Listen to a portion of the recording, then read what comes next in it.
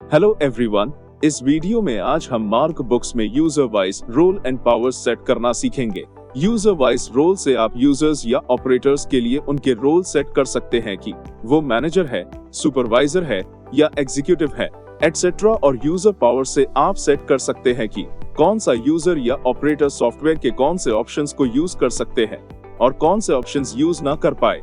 अब जैसे कि आपने देखा होगा कि FMCG स्टोर में मल्टी यूजर बिलिंग होती है, तो आप ऑपरेटर वाइज सेट कर सकते हैं कि आप किस यूजर को कौन सा ऑप्शन एक्सेस करने की अथॉरिटी देना चाहते हैं।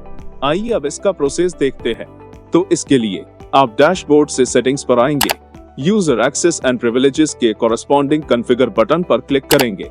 फिर यहाँ रोल्स पर आएंगे तो यहाँ आपको प्री डिफाइंड रोल्स मिलेंगे, जिन्हें ना तो आप एडिट और डिलीट कर सकते हैं। अब रोल क्रिएट करने के लिए यहाँ क्रिएट पर क्लिक करेंगे। अब यहाँ जो रोल क्रिएट कर रहे हैं उसका नाम मेंशन करेंगे, जैसे कि ऑपरेटर है या एग्जीक्यूटिव है। तो जैसे हम यहाँ सीनियर ऑपरेटर मेंशन करते हैं और फिर डिस्क्रिप्शन मेंशन कर लेंगे। इसके बाद अब सीनियर ऑपरेटर को जो पावर देना चाहते हैं वो सेट कर लेंगे। फॉर एग्जाम्पल, आप इस सीनियर ऑपरेटर के लिए पावर सेट करना चाहते हैं कि ये लेजर क्रिएट कर पाए, एडिट कर पाए, तो आप इन चेक बॉक्सेस को सिलेक्ट कर लेंगे।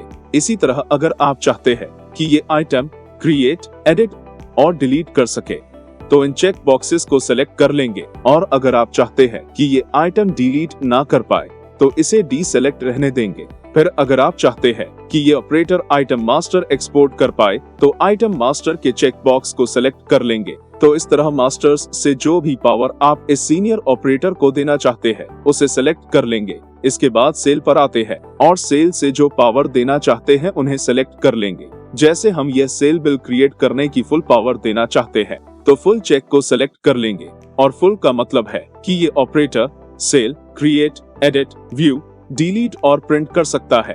इसी तरह हम यहाँ सेल चालान, counter sale, stock issue, breakage, expiry, receive की भी फुल एक्सेस दे रहे हैं। फिर ऐसे ही परचेज में जो पावर देना चाहते हैं उन्हें सेलेक्ट कर लेंगे। इसके बाद अकाउंट्स ट्रांजैक्शंस पर आते हैं और यहाँ receipt, payment, debit note, credit note, journal का फुल एक्सेस देते हैं। इसके बाद अकाउंट्स रिपोर्ट पर आते हैं और यहाँ ledger, trial balance, day book, outstanding report का फुल एक्सेस देते हैं। फिर इन्वेंट्री रिपोर्ट पर आते हैं और यहाँ से reorder, stock statement, stock summary, sales report, purchase report की फुल एक्सेस देते हैं। तो इस तरह से आप जिस ऑप्शन का एक्सेस देना चाहते हैं उन ऑप्शंस को अपने अकॉर्डिंग सेलेक्ट कर लेंगे और फिर सेव कर देंगे। सेव करते ही जो रोल आपने क्रिएट किया है वो यहाँ लिस्ट में शो हो जाएगा। इसके अलावा यहाँ आपको क्लोन का ऑप्शन मिलता है और इसका मतलब है कि आप यहाँ प्री डिफाइंड रोल्स की पावर्स को कॉपी कर सकते हैं। अब जैसे सपोज अगर आप चाहते हैं कि जो पावर मैनेजर को दी है वही सेम पावर असिस्टेंट मैनेजर को भी असाइन हो जाए, तो क्लोन पर क्लिक कर देंगे। फिर यहाँ रोल में असिस्टेंट मैनेजर मेंशन कर देंगे, देन डिस्क्रिप्शन मेंशन कर लेंगे। और अब आप देख सकते हैं कि पावर्स यहाँ ऑलरेडी सिलेक्टेड है।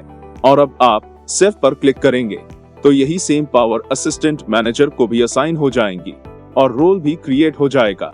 तो इस तरह अब यूजर रोल क्रिएट करके और पावर असाइन करने के बाद अब आप ऑल यूजर्स पर आएंगे। फिर अब जिस यूजर को रोल असाइन करना चाहते हैं उसके कॉरेस्पॉन्डिंग एडिट आइकन पर क्लिक करेंगे और यहाँ रोल से सिलेक्ट करेंगे कि आप इस यूजर को कौन सा रोल असाइन करना चाहते हैं।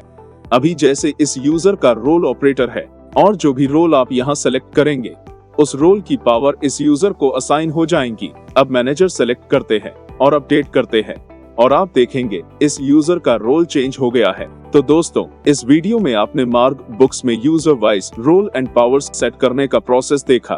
Thanks for watching.